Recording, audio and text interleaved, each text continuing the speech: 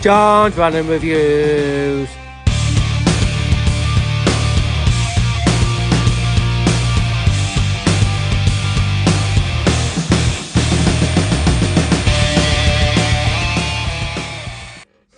Hi, welcome back to John's Random Reviews. Right, today we've got this strange contraption I'm reviewing. You know me, sometimes I need to do, well, you don't know me. Well, you know me a little bit through my videos. Anyway, so I like to do a little bit of retail therapy sometimes, you know, I get a bit pissed off, I had a shit day at work. So I'm on eBay looking for MAKITA stuff to buy. So it was, I think, 35 quid for this. And what it is, it's a MAKITA multi-cutter. And it's for cutting thin material, as you can see. It's got a round, I think it's octagonal blade on there. And it runs on the old CXT MAKITA 12-volt batteries. And I've got a few 12-volt tools. So I thought, I'm going to get this. I'm going to get this and see if it's any good, because it's been slagged off, really. Underpowered and just a bit of a toy. It looks like a fucking toy. Done it straight off the bat. It looks like a toy. But we're going to put it through its paces and test it and see if it's shit or not. Is it shit or not? Anyway, so as you can see, hang on. That doesn't look right. What? How come it's got a hole through there? Why did I take that bit out of there? Well, this is the trigger lock, which is a safety thing. You could say that, John, that's for your safety. So why have you taken? It was annoying because it was really hard to kind of push in to get it going. So I'll be safe. Safety is my middle name. So I've taken the little trigger lock off it. So we're good to go. One little item I do like about this is it's self-sharpening. So how does it do that? Well, there's the cutting blade there. And then this little bit here, that's on a spring there. You can see a little bit of a spring. And it constantly pushes against the blade there. And that bit is some kind of, looks like tungsten steel. So that sharpens, if that gets a little bit blunt, every time it goes around, it's self-sharpening. That's quite neat. I quite like that. Do you know what I mean? Because if that went blunt and it didn't have that, you'd have to take it off and fuck about with it.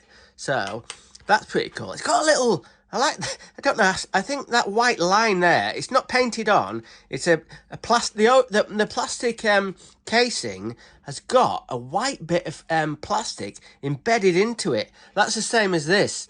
This isn't painted. So this is like a moulded in bit of white plastic. How cool's that? Oh, yes. I'm stoked about that. And no one else is, but anyway. So it's, I think that little white line is meant to line up with that. So I'm going to get it right angle. So you know exactly where your cutting line is. So next thing is, what we're going to do is we're going to test it on various materials.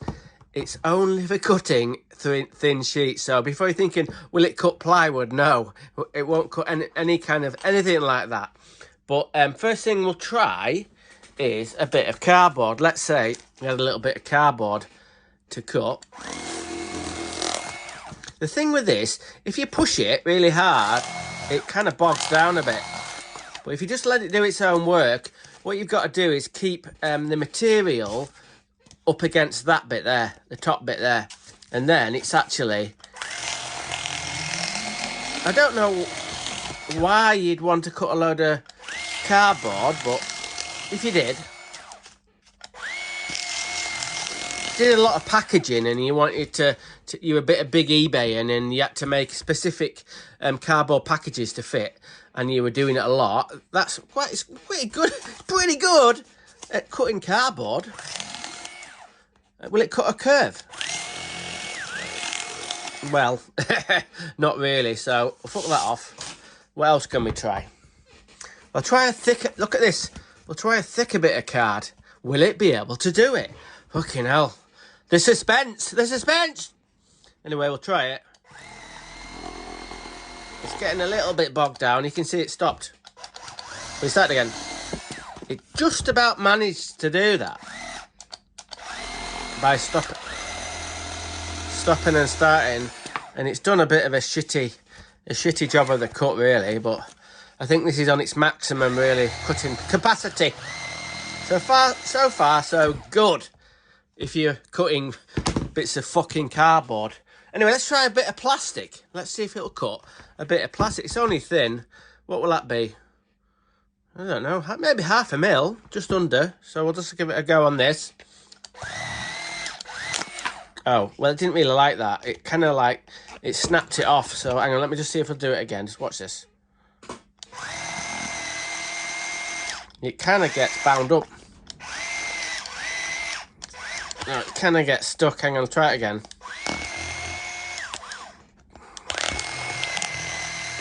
Well, it kind of does it, but it didn't like that, really. So, next test.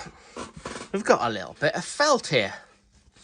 So this is kind of like felt for craft stuff, and then we'll see if it cuts this okay. And I've got to hold it funny.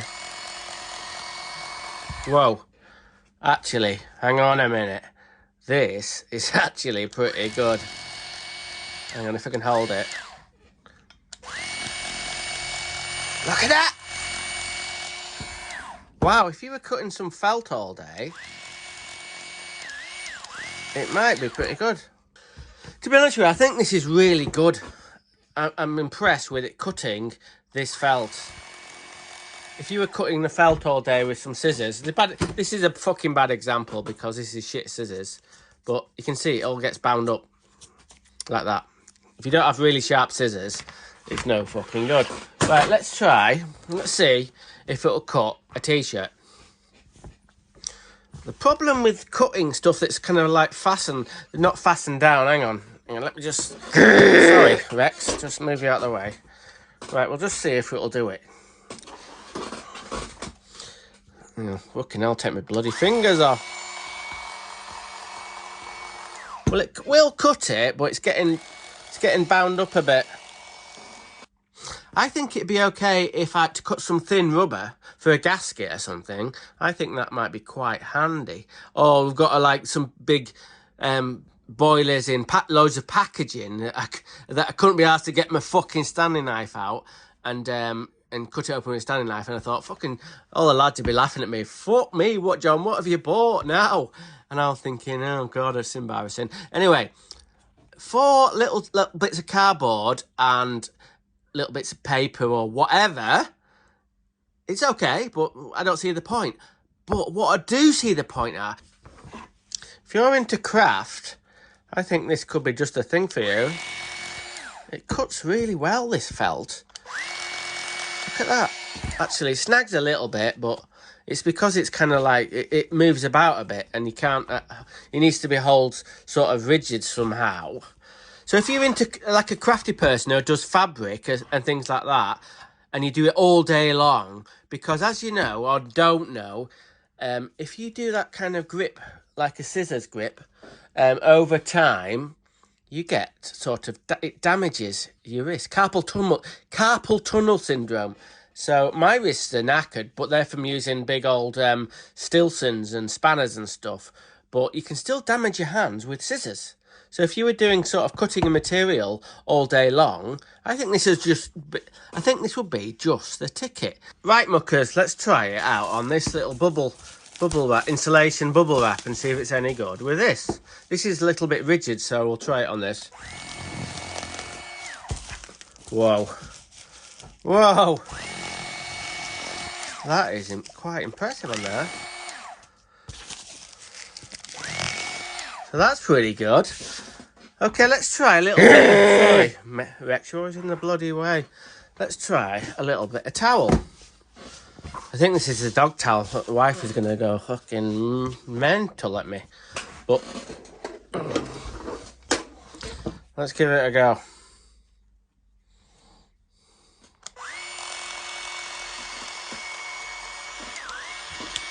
It's getting bogged down a little bit. It's not too bad. Try it across here.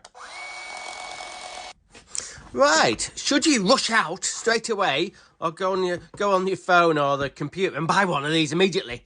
Is that what I'm saying? No, if you're in the building trade, I don't think this would be much good. But if you're in, like, do arts and crafts, or you're cutting a lot of material or thin sort of material, I think this should be just the ticket. So there you go. Okay, there's my review of the MAKITA 12-volt multi-cutter. And it's a CP100D if you want to get one. So there we go. Okay, Rex, what do we say? Rad is rad, rock on! Yeah, that's it. Thanks for watching. Subscribe, unsubscribe, give me a thumbs up, give me a thumbs down, tell me you love me, tell me you hate me, tell your friends and neighbours, tell that weird guy from across the street with the one-eyed dog, tell me anything, but most importantly, let's get it.